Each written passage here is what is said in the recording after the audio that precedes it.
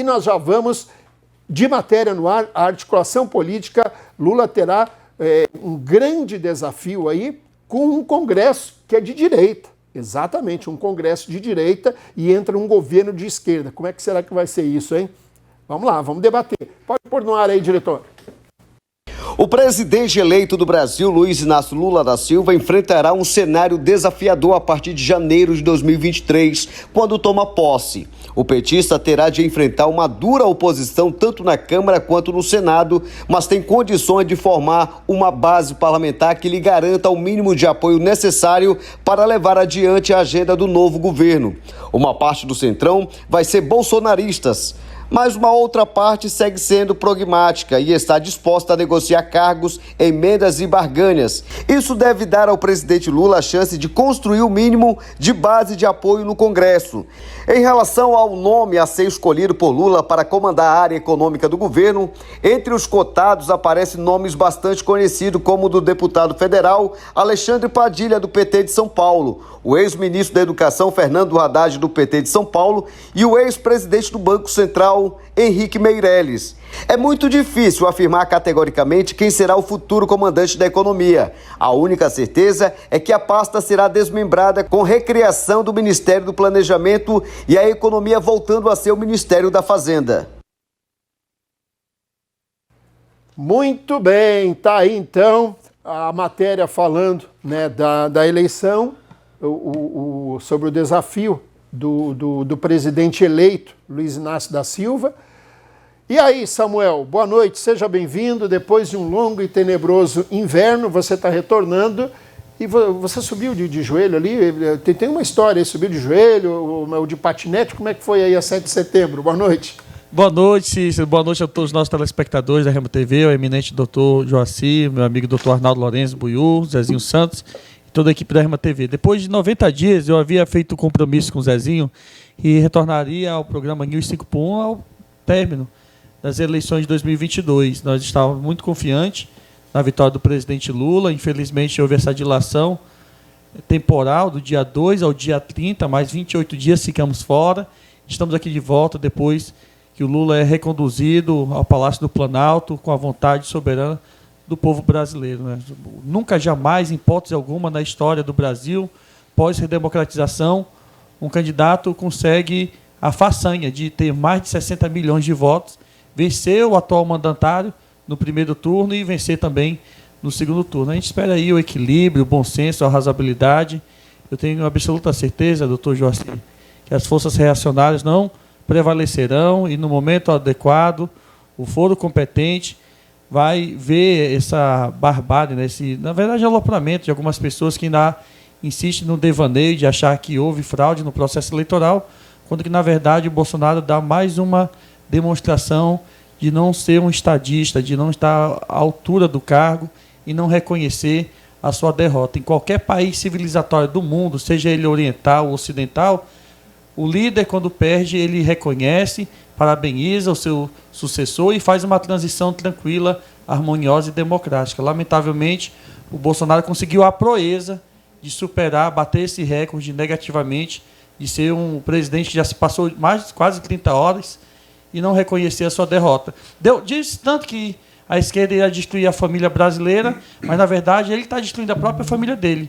Hoje, Zezinho Santos, a primeira-dama, Michele Bolsonaro, foi excluída das redes sociais do presidente Bolsonaro. Ou seja, ele ou alguém que cuida das redes tiveram essa petulância de usar a rede social do presidente Bolsonaro, excluir a primeira-dama, mas não fizeram nenhum tipo de manifestação. A gente espera que o Rodrigo Pacheco, Arthur Lira, os chefes do Poder Legislativo possam avocar para si a responsabilidade de pressionar o presidente para que faça uma transição tranquila.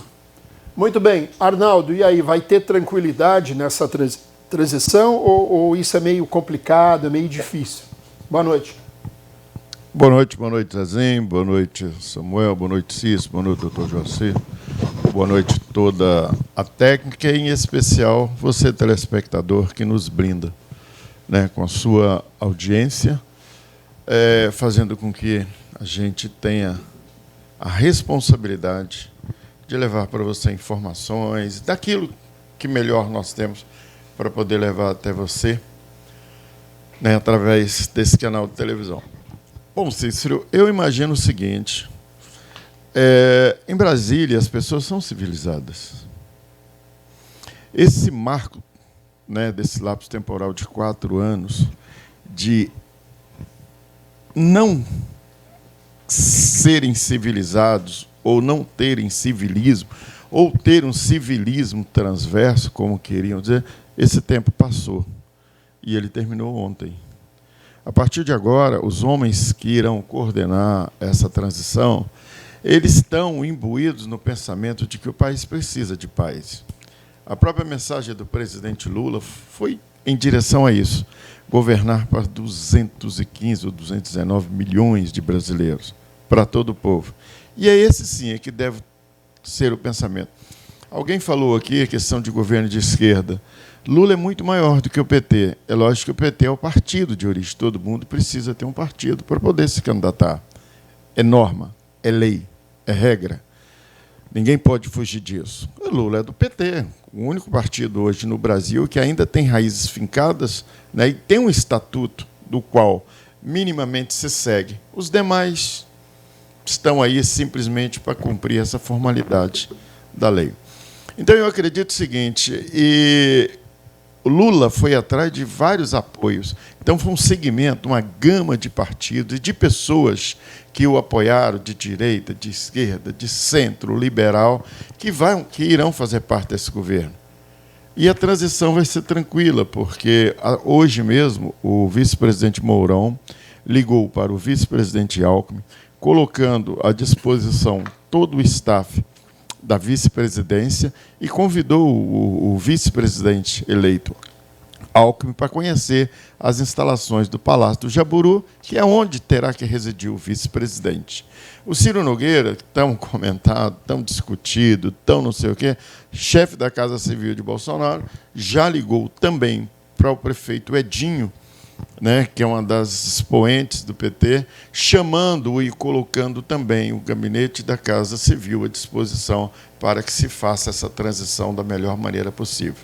O péssimo exemplo que está se dando são alguns reacionários aí, fechando estradas, e principalmente em estado que... Já tem a matéria, Buiú. Vamos até esse tema aí, mas já tem a matéria para a gente debater, que é o fechamento dos caminhoneiros. Então tá, eu vou acatar a sua e encerro minhas palavras por aqui dizendo o seguinte: viveremos tempo de paz. Olha só o avanço.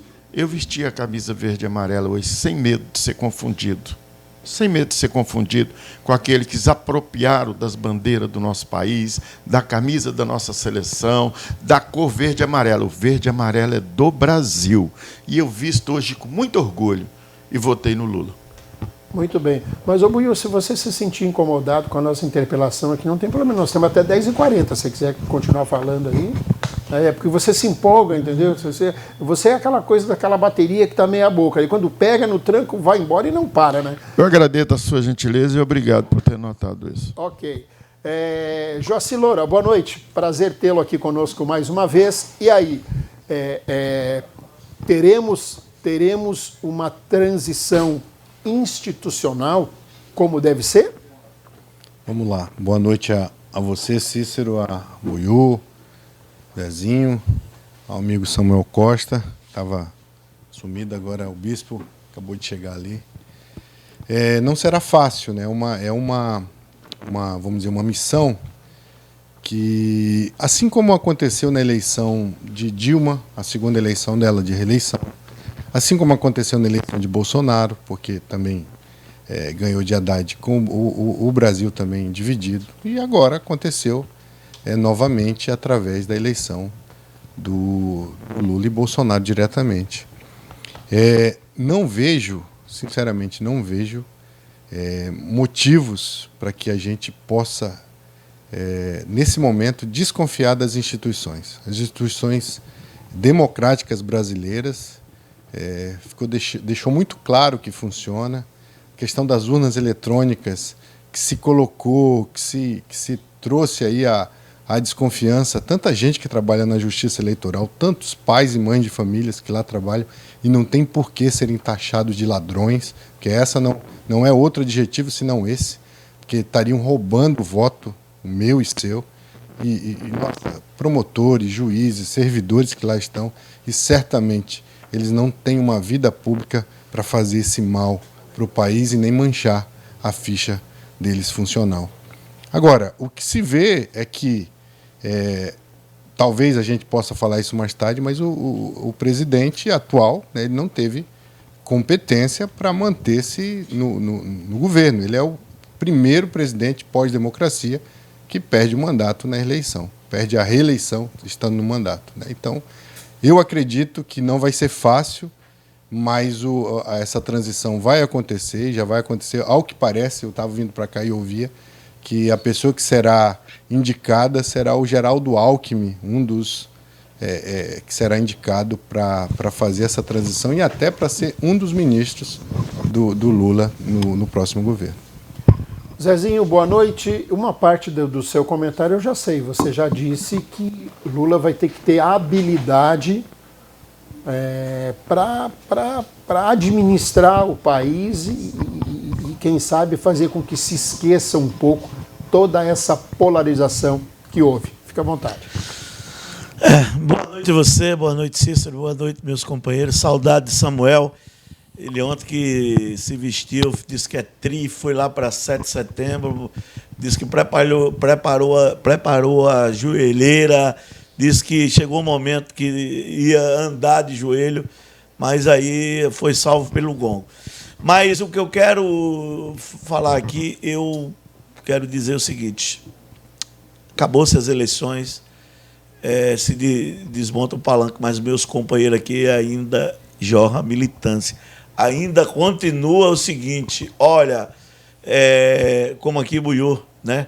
Buiú falando de maneira que, como se tivesse tudo, meu país está dividido, Buiú. O país está dividido. O país, na verdade, eu não sei, eu gostei do discurso do presidente Lula, né? Porque agora é presidente eleito do Brasil, quando ele fala em unir o povo brasileiro. Mas o que nós gostaríamos é ver. Mas eu tenho certeza que essa polarização ela continua. Por quê? Porque daqui a pouco você vai mostrar os gráficos com ali Câmara e Senado.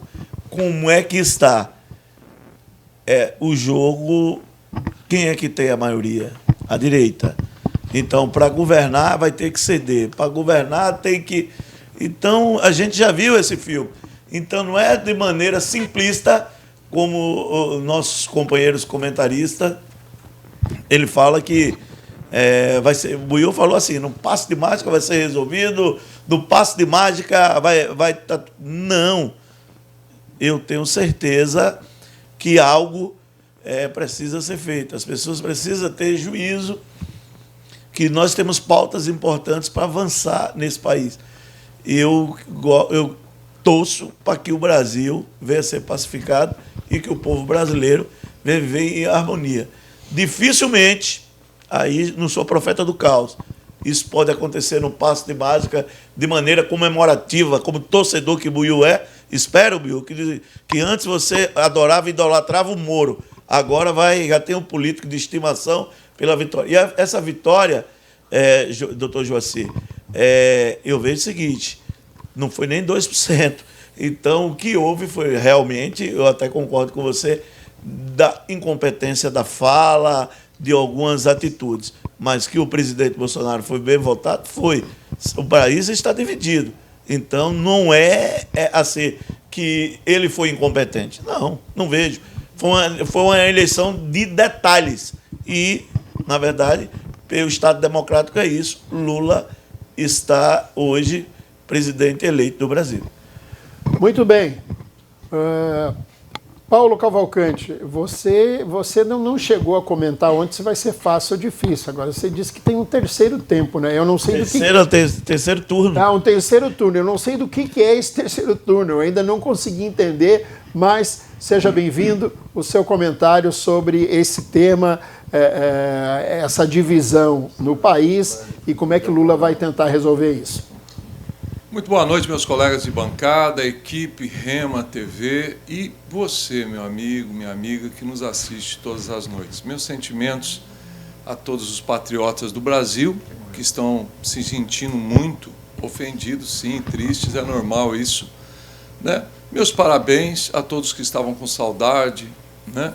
Com saudade da ideologia de gênero, os que estavam com saudade da doutrinação de crianças, do aparelhamento das instituições, com saudade dos mensalões, mensalinhos e também daquelas manchetes que tomavam conta dos nossos jornais todas as noites, né? Dos milhões e milhões tirados das nossas estatais.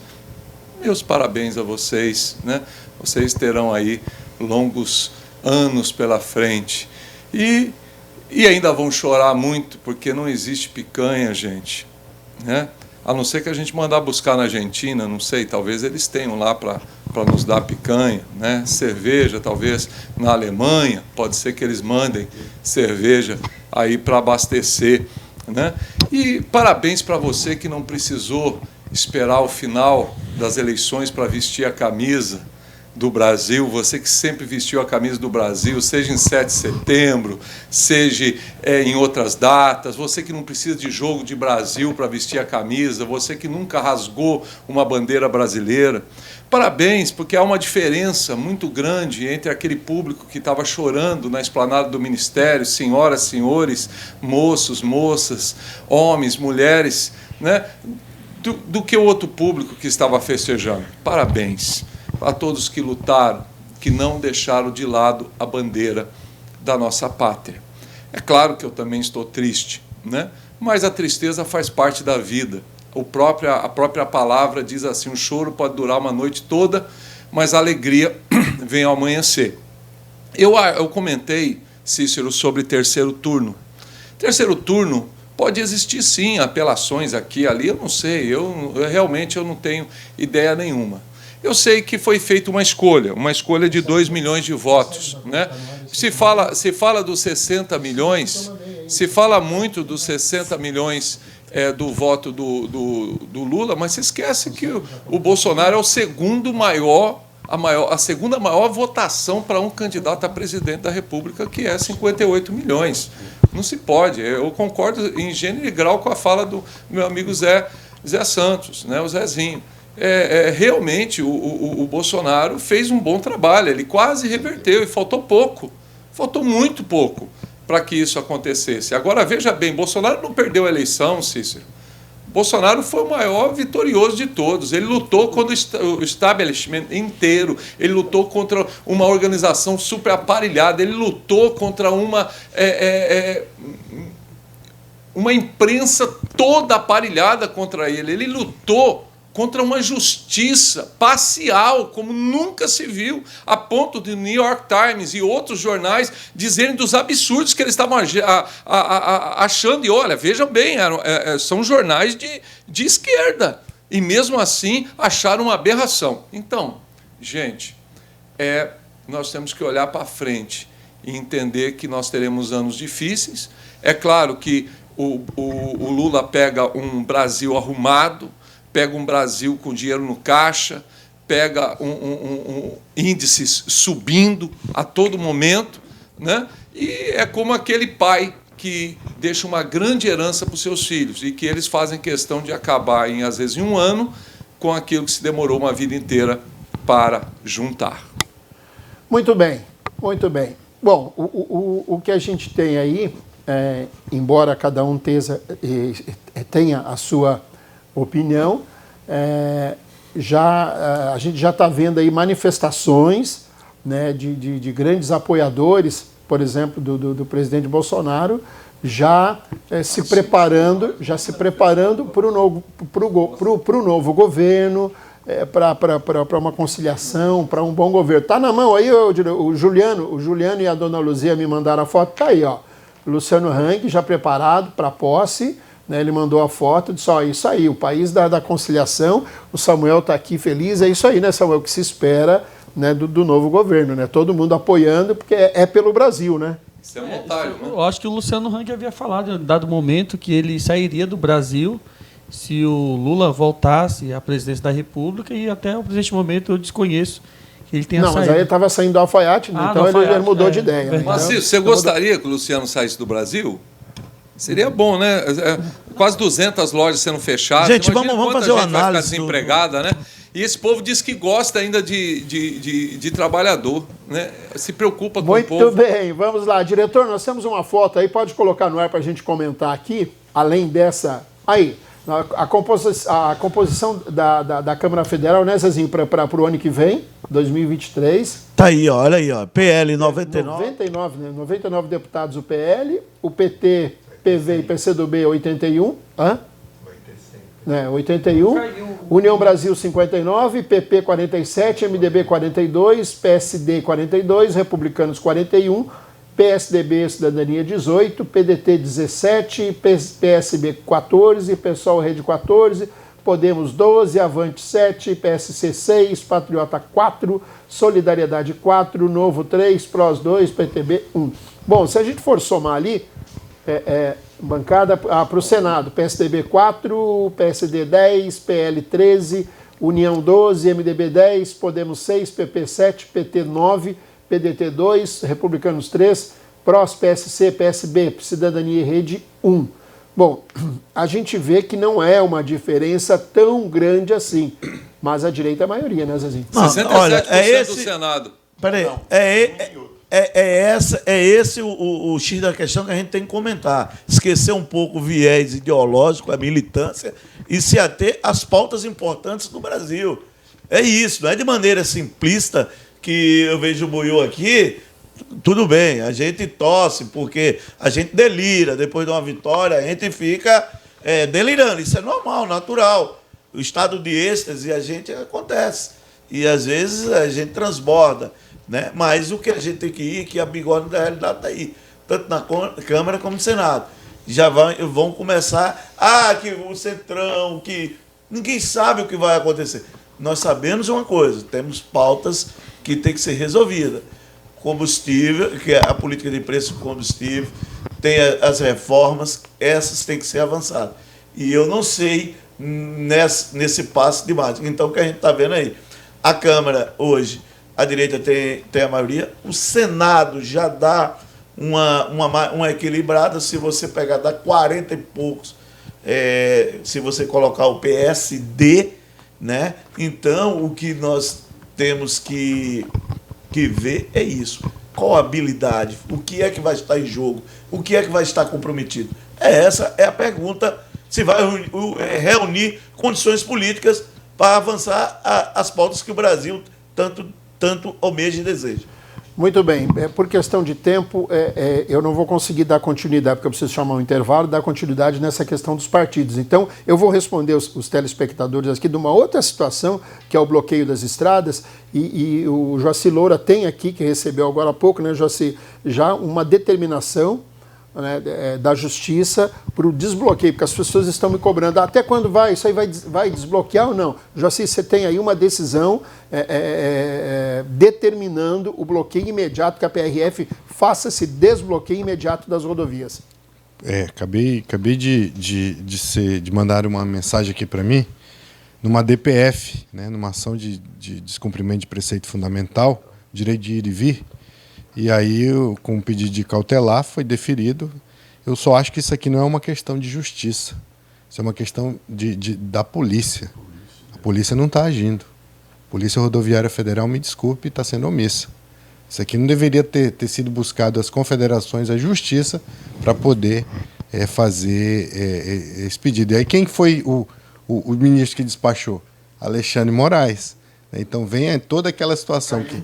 Quem é que, de fato, está mandando no país ou não. Então, acho que a decisão foi acertada, mas, a meu ver, não precisava, porque isso é um caso de polícia e não de justiça. Aliás, até nem vou, eu preciso chamar um intervalo, mas assim, me desculpe, mas uma decisão dessa do Alexandre Moraes não dá nem para se cogitar, está militando. Não, é questão de lei, fazer valer a lei, cumprir a lei. As pessoas não podem ter o seu direito de vir impedido assim porque não gostou do resultado. E ele consignou isso, viu, Cícero, na decisão que a PRF, inclusive, determinou que por que a PRF não está tomando as medidas cabíveis em relação à desobstrução das pistas. O papel dela, né? Exatamente. O papel dela.